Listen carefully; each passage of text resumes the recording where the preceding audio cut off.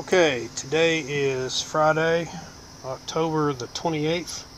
It's about 5 minutes till 5, and I am in Vicki Jarrett's unit looking at her issues. Starting in the area where the washer and dryer goes, you can see the wall here is got the plywood peeling away from it. Going to move over to this next closet. Similar situation, spot there where the wall is peeling away. Stuck my finger in there a minute ago. There's a nail sticking through right there, but you can see this has been rotted and has just showing signs of dry rot now. Okay, this is the area under the stairs, and you can see here the 2x4 running across the bottom there is rotted and damaged badly. That's going to have to be replaced. See another section up here where the plywood is flaking away.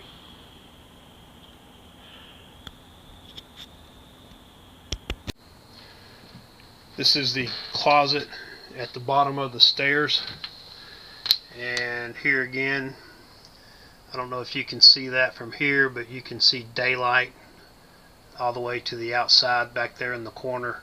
And of course the studs are heavily damaged and rotted away.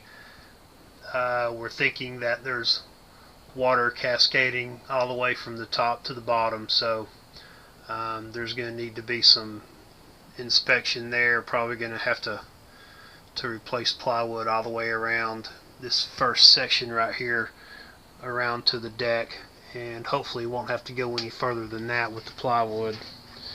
Now moving up the steps here, you'll notice the insulation is not in the steps.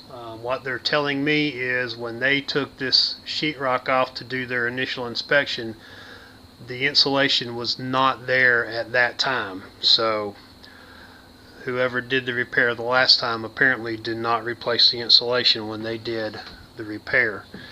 Now if you can see here, we've got very rotted plywood. I'm just poking my finger through it. I was going to come in here with a knife, but didn't even have to use a knife. And these things, I believe these are actually straps for extra security if a hurricane comes, and you can see that a lot of those are missing throughout here. So when the repair was done last time, I'm suspicious that that would not meet the code.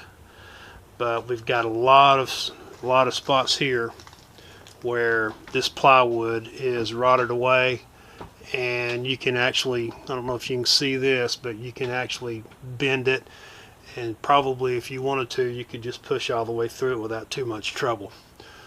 So this plywood is going to have to be replaced.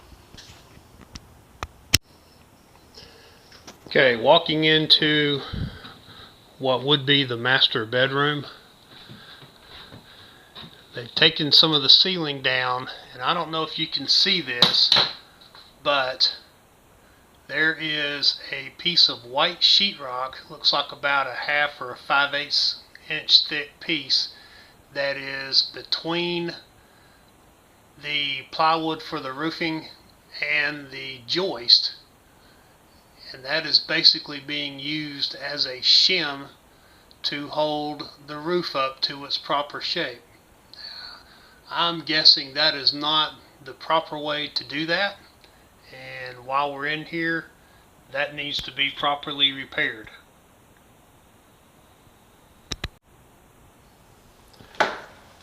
Going up the stairs into the loft, and I don't know if you can see this, it's kind of dark, but right here and right here, and there's a couple of other places too, you can see where the nails are wanting to poke their way back through the drywall, and her contractor is saying that that is usually evidence that there's some water damage behind the drywall.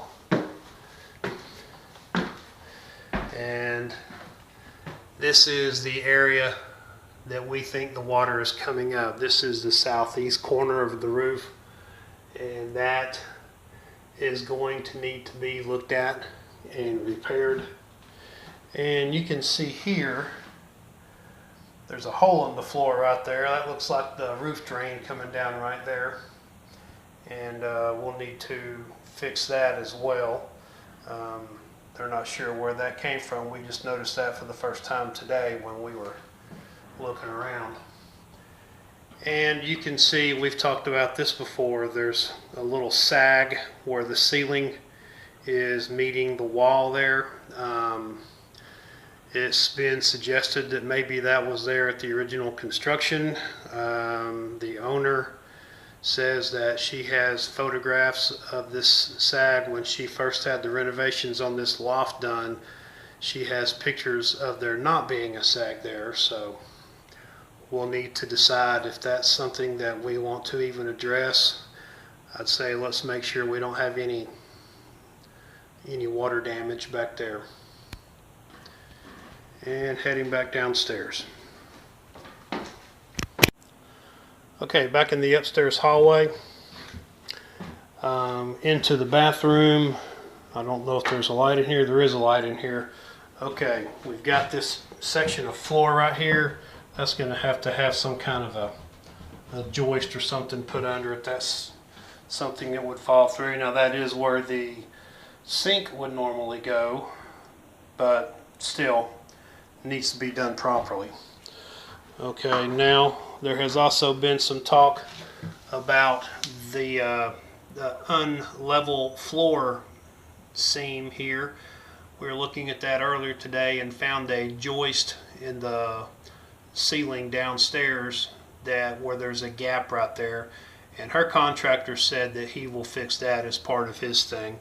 All he's going to have to do is take it loose and jack it up and then reattach it, and then this will even itself back up, and that'll be a permanent repair. Okay, back downstairs again. This is the kitchen area, and all of this is not going to be any of the association's responsibility. She has said that that is part of her work that she's having done, so she will cover the cost for all of this repair. Now, she has sent me the reports from her mold her mold remediation reports. I haven't had a chance to look through those yet, but I'm told that there is a very dangerous amount of mold in this place, and it does kind of smell kind of weird in here. I don't know if that's the mold, and I'm starting to get a little bit of a headache being in here for about the past 30 minutes. I don't know if that's just my psychological effect, but it is what it is. And that is the end of this video.